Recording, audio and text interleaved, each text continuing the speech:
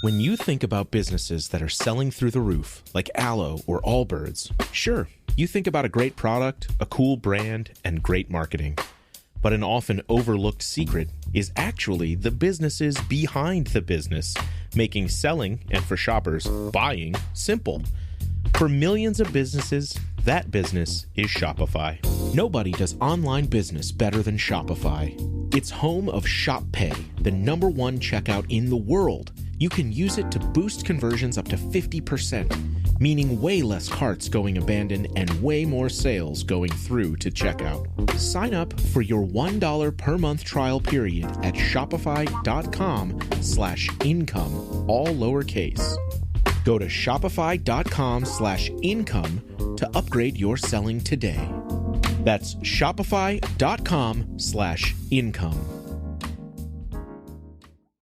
It's back to school season, and Clorox is donating 2 million disinfecting wipes to classrooms across America. Because back to school means things can get a little bit messy. Just ask second grade teacher Mr. Torres. Put me and just one Clorox wipe on a team? We can take on crayon smudges, sticky fingerprints on every surface, sneezes on the door handle, juice box explosion by the sink, snack crumbs, and don't even get me started on the bathroom passes. Clorox disinfecting wipes. Teacher's #1 wipe. Think about it. Bathroom passes. Clean feels good. Based on unit sales data. Hello folks, it's Tuesday the 2nd of September 2025. Welcome along to Somewhere on Earth.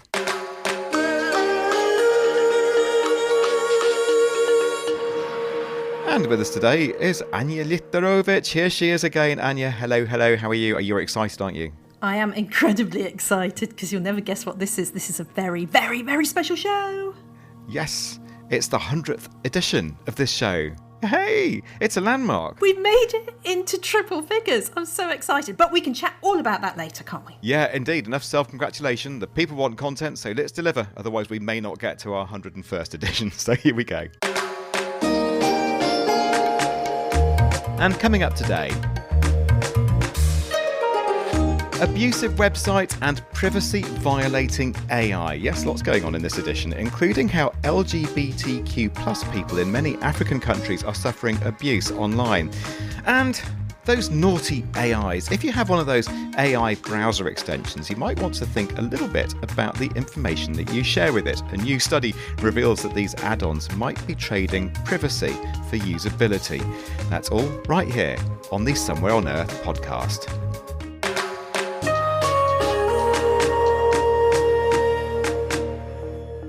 Right then, so the internet isn't a very nice place if you're LGBTQ+ in many African nations, and the tech companies don't seem to be doing very much to help. The digital rights group Access Now has been surveying LGBTQ+ communities across Africa to find out what kinds of online threats people are facing. Well, I've been hearing more from Jamie Kokonya. She's Africa campaigner at Access Now. It's a really difficult time for queer people in the region. The intolerance obviously comes from the fact that in a lot of our countries, we have, laws that criminalize consensual same-sex acts. So this could be like anti-sodomy laws or anti-gay laws or anti-LGBTQ laws like we're seeing in Uganda. So that's the basis of a lot of the intolerance that we're seeing. We're also seeing like the rise in global fascism in the world right now. And that means that a lot of the far-right ideologies are becoming more mainstream. And we know that a lot of those ideologies, are seeking to roll back rights for women, for queer people, for racial minorities, for religious minorities. So that's playing a part in it as well, because there are a lot of foreign interference in the discourse on homosexuality and homophobia in Africa. And unfortunately, like political homophobia especially is playing a key role in it and in the incitement to violence against queer people, but also in the anti-LGBTQ disinformation that we're seeing online. But we know that this is not something that is unique to Africa because we're seeing, a lot of the populist far-right political leaders globally deploy these kinds of tactics. But that kind of political scapegoating is also playing a very huge role in the discourse that we're seeing online against queer people. Sure. Can you give me some examples of the kind of intolerance and abuse that we're seeing online? Yeah, so we published a report last year that we called like our rainbow burning report, but it was essentially a report that was a social media case study of the kind of threats that queer people are experiencing online in sub-Saharan Africa. So we looked at Kenya, Ghana, Ethiopia, Uganda, and Nigeria, and we saw many different threats. So political homophobia, as I mentioned, was a huge issue in Kenya and Ghana, especially. So we'd see content with political leaders, for example, calling for queer people to be killed or to be banished from their communities, or mobilizing support for anti-LGBT protests offline. We had a couple of anti-LGBT protests in Kenya in 2023 that was really concerning. This actually led to the High Court issuing a ban on anti-LGBT protests because of the incitement that had happened as a result of that. And then in countries like Ethiopia, we saw a lot of doxing on TikTok. So this would be situations, for example, where some bad faith actors will create anonymous accounts on TikTok and they'll collate pictures of random people who they are assuming or accusing of being queer based on different physical attributes, maybe if they've colored their hair uniquely, if they have facial piercings, if they have a rainbow flag on their social media profile. So they'd collate all of these pictures and then post them on TikTok and say things like, these are the gay people in Addis Ababa, or these are the gay people in Ethiopia. And a lot of the comments would have really dangerous rhetoric, for example, saying that the government needs to do something about this community. They're a stain on our country or on our religion. They need to be killed. And some of those doxing cases also led to people experiencing violence offline. So one of the people that was doxed on TikTok actually was attacked by their classmates in university, and they had to flee Ethiopia because of the violence that they experienced, which was really concerning. And then in Ghana, doxing again, so situations where there are now bad faith actors who know that queer people use dating apps to, meet each other. And so they've infiltrated those dating apps. They'll create fake profiles like honey traps, and they'll get queer people to meet them in person, and then they'll kidnap them and take intimate images of them without their consent and then use that to blackmail them. So reach out to their contacts and say, we have so-and-so in our custody. If you want to release them, you need to give us this amount of money. In some situations, that led to those intimate images actually being posted online. In other situations, they were only shared with the person's contacts. And in other situations, they were not shared at all, but the threat of having those intimate images kind of led to a more long-term blackmail for some of the victims. So this was happening where some of it was posted was like on TikTok and on X as well. But even on apps like WhatsApp, which is not a social media platform, but is a platform that queer people have been using alternatively since they don't feel safe on dating apps. Even those spaces have been infiltrated by these criminal gangs. So the non-consensual intimate imagery and entrapment was happening on WhatsApp as well. What is being done, or what can be done more widely or by Access Now yourselves to address this? We've been using different tactics. We have a digital security helpline, for example, that provides 24/7 emergency response support to communities at risk. So in a lot of the situations where, for example, the cases that our partners in Ghana had been documenting of the cases of entrapment and blackmail on like WhatsApp and X and Facebook, a lot of that was reported directly to our helpline.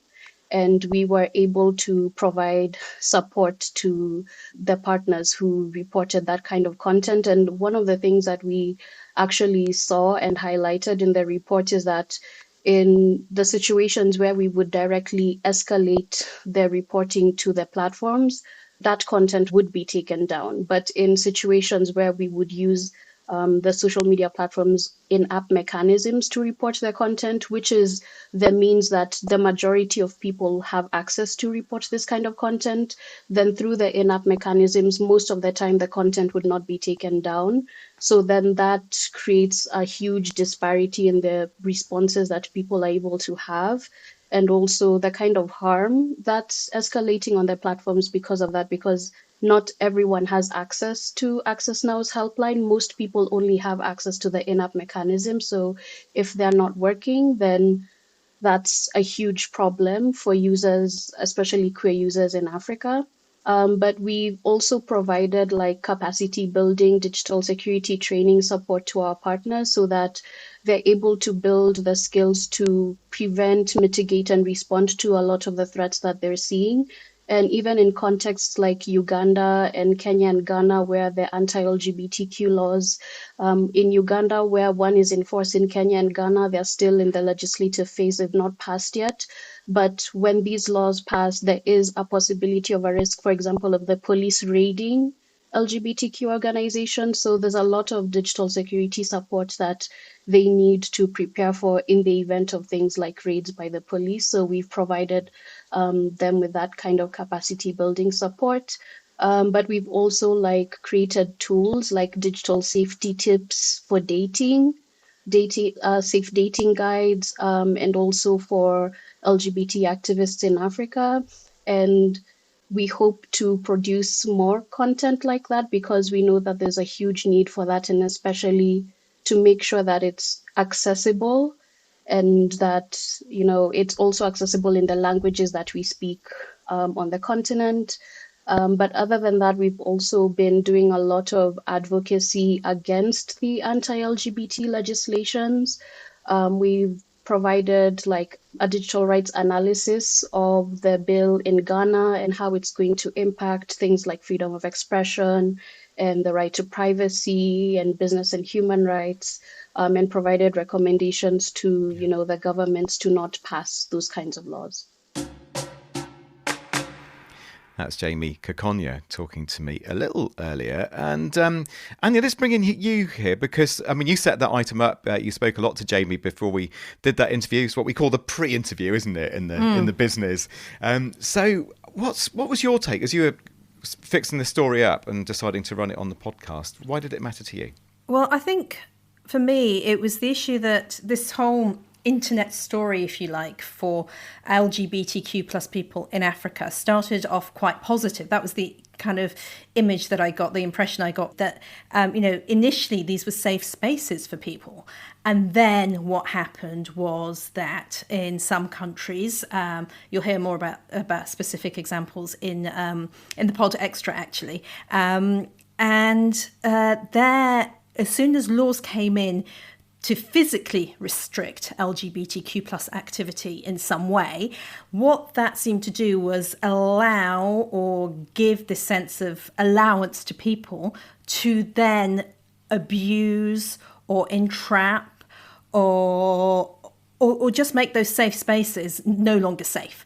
And I think that's been very evident over the last few years, and that keeps coming up, that does actually happen a lot. And Anya, it's Access Now, they've gone beyond but, you know, only doing the research. But this goes further, doesn't it?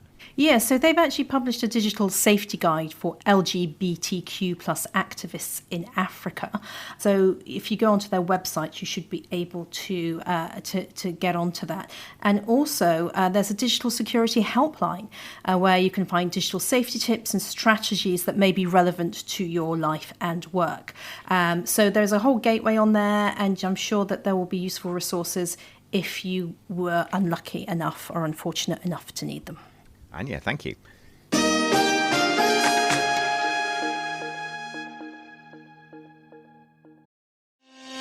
At Talis, we know cybersecurity can be tough and you can't protect everything, but with Talis, you can secure what matters most. With Talis industry-leading platforms, you can protect critical applications, data, and identities, anywhere and at scale with the highest ROI. That's why the most trusted brands and largest banks, retailers, and healthcare companies in the world rely on Talis to protect what matters most. Applications, data, and identities. That's Talis, T-H-A-L-E-S. Learn more at talisgroup.com/cyber. Icy Hot Pro with 2 max strength pain relievers. Targets multiple pain receptors. Ice works fast. Heat makes it last. Hello, Nigel here. I couldn't help noticing that you're still awake. Now, I'm an owl. I'm supposed to be up at night. But you need your sleep. So if it's your allergy symptoms that are keeping you up, here's a word to the wise. Try Xyzal. You see, Xyzal works fast to relieve sneezing, runny nose, itchy watery eyes, and itchy nose and throat. And it keeps going strong for 24 hours, so you can get your sleep and wake up refreshed and ready for a productive day ahead. Be wise, all. Take Xyzal at night. Use as directed. Starts working in 45 minutes. Now, at this point, I would sing Happy Birthday, but it's not really a birthday, but it is an anniversary. But fun fact, actually, the Happy Birthday tune, apparently, I think it is copyright. You'd probably know more about this than me, Anya. It is completely copyright. We cannot touch it. We cannot hum it. We cannot We can't hum it. No, you can't do anything with it. It's so protected. It's one of the, you would think the Beatles would be, or Queen or someone, but no, it is. Happy birthday. Ooh. Never, ever touch it. It's one of the first things you learn in broadcasting music rights. Right. So we could sing ourselves Happy Birthday, but it'll cost a lot of money. We'll get in trouble. It would. And I didn't check for other languages, Oh, yeah. Well, perhaps you can sing it in Polish Hausa is a different or something. tune. Yeah, maybe we should sing it in Hausa. That would be better. Yeah, well, there you go. So it's, it's a bit silly. So anyway, but we would like to wish ourselves a happy anniversary. It's 100th edition of Somewhere on Earth. We think it's quite a landmark because it's not easy setting up a whole new podcast and getting it off the ground and keeping it going every week, as you yourself will know, Anya, because you do most of the work. So it's, it's hard. So it's a brief moment of patting ourselves on the back, but don't worry, the content will continue. And in fact, let's keep it going because I think we should look back at, say, let's just choose a highlight each from the last 100 editions. So which was one that stood out for you, Anya? Do you have one?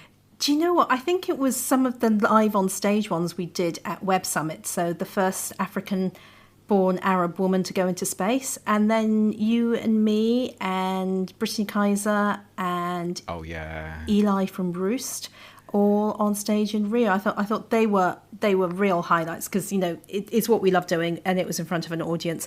And then obviously the other ones were the big names. So Jimmy Wales, and recently who passed away, Dame Steve Shirley. What an absolute honour to have spoken to her. Yeah, absolutely. And there have been so many tributes to Dame Stephanie, and you listen to them and you just think, yeah, we're proud of ourselves that we interviewed her and that she said yes to us and came on and was absolutely lovely to interview as well. So, yeah, well done for mentioning those. And I did love that on stage one at Rio. It was a real laugh doing it, but we just got some great stuff. Like Eli and Brittany were on form, as indeed were you, Anya. And yeah, it was just one of those ones that ticked along. It just felt good at the time. So, okay, one from me. So many, but maybe the Fiddy food serving robot.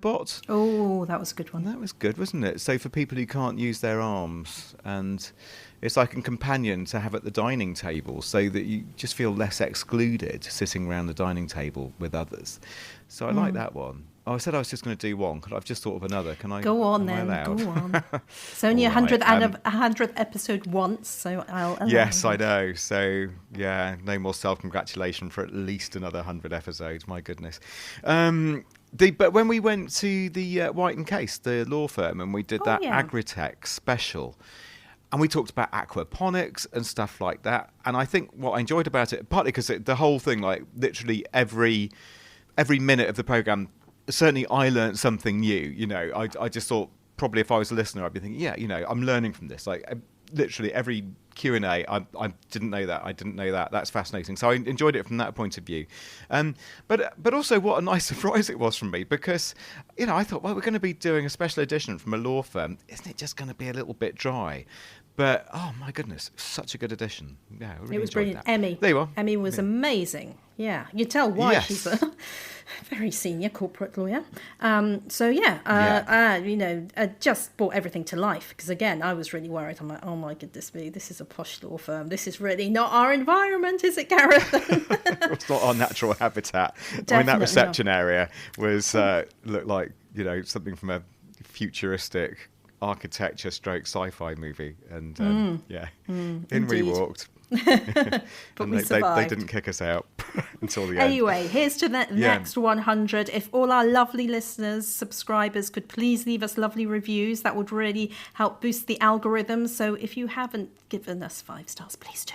Please do, because that really helps boost us up on all those podcasting platforms, and check out our YouTube channel too, please. Yeah, indeed. No, please do, folks, because I mean, it can sometimes feel like we are just going from edition to edition, doing our best, trying to keep it going, and none of it's going to work without your support, basically. So if you want another 100, you're going to have to be nice to us and subscribe and all that stuff. Thank you, folks, and thank you for your support over these last 100 as well. You're amazing. We love you. Thank you. We did it together. All of us on the team, and you, dear listener, the most important person in the room. And I mean that, actually. Okay, moving on.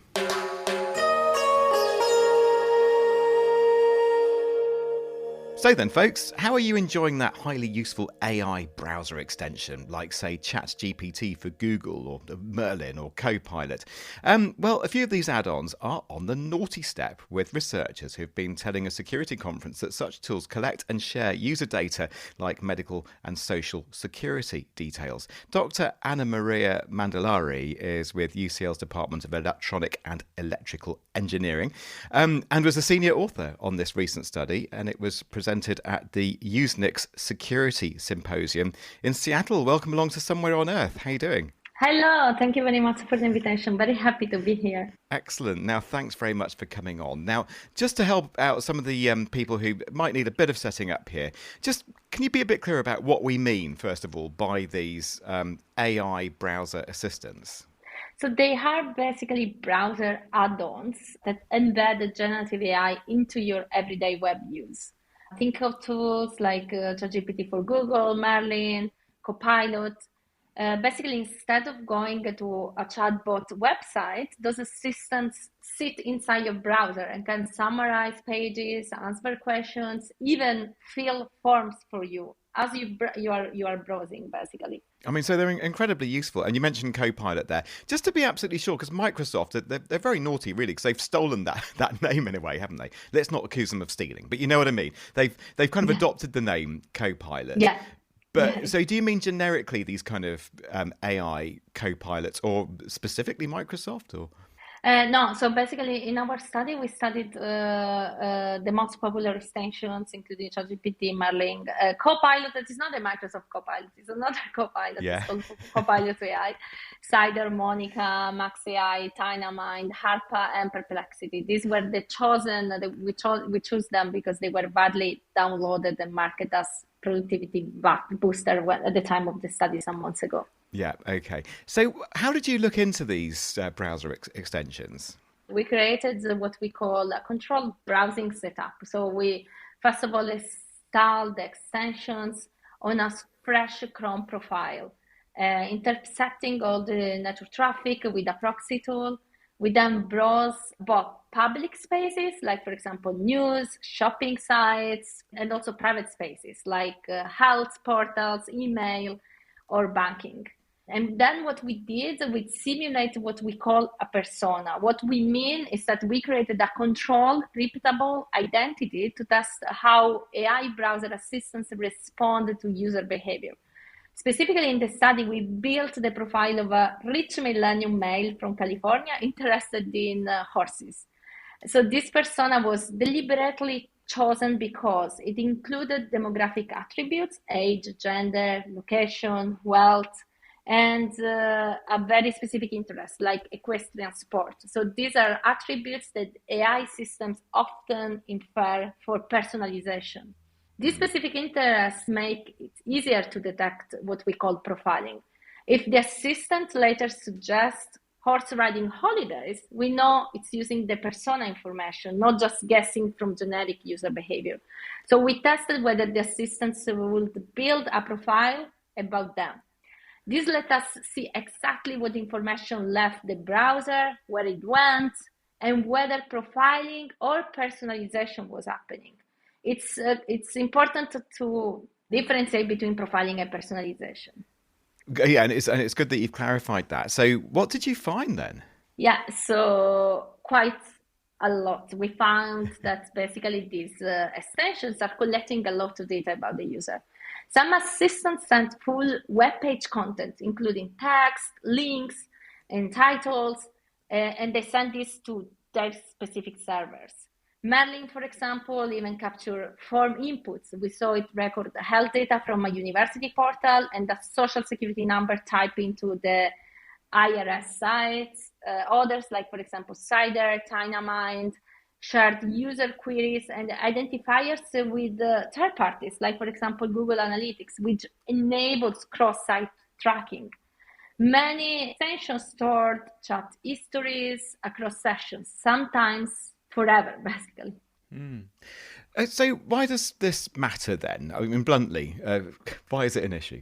If the data is transmitted to their own server, and often third-party trackers, such as, for example, in our case, the extension that we studied, Google Analytics or Mixpanel, once your data are there, they can be used to build detailed user profiles. Not just what you type, but what the AI infers about you. Your age, gender, income level, interest. This kind of data could be used for advertising, personalization, or in the worst case, could be exposing data breach.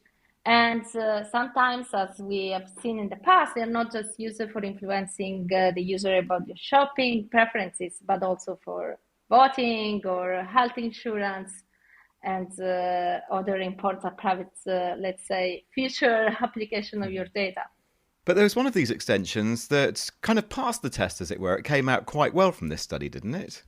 Yeah, only one, that is Perplexity. It stood out because it didn't collect web page content, it didn't track user identifiers, and explicitly said that it doesn't retain memory between sessions.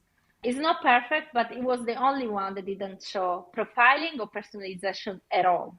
But I do wonder, though, is this just an inevitable trade-off between something that's incredibly useful? You trade a bit of privacy in return for the utility you get from these things. Isn't that trade-off inevitable? Not necessarily. So these assistants are marketed as tools for convenience, but our findings show that they often overcollect, sometimes even violating laws. Like, for example, this study was done in the US, so they violated the HIPAA when health data is captured.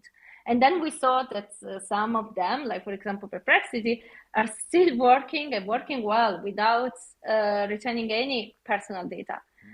Privacy by design solutions are also possible. Local processing, for example, clear opting in consent, limited what data is shared.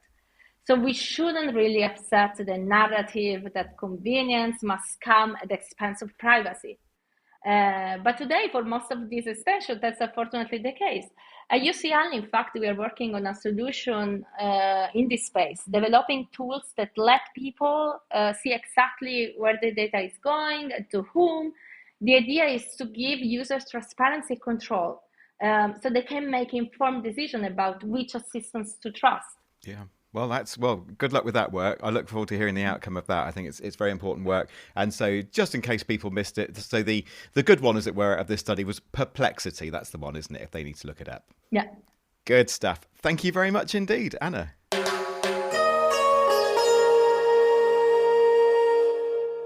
All right, we'll leave it there. Thank you very much, Anna. That's Anna Maria Mandalari. She's at UCL. And you can hear a little bit more from Anna in the podcast exclusive, in our subscription version of this podcast. And to get that, you subscribe via pod.fan. Tell your friends as well, and we really appreciate it. As I keep saying, those subscriptions help us keep the lights on round here. That's coming up in the extra. I think that'll do for this edition. Don't forget, of course, we're with the lovely Evergreen Podcast Network. More from them via evergreenpodcast.com. And we're on, I think, pretty much all your favourite social media, apart from X, because we've decided not to be on it anymore.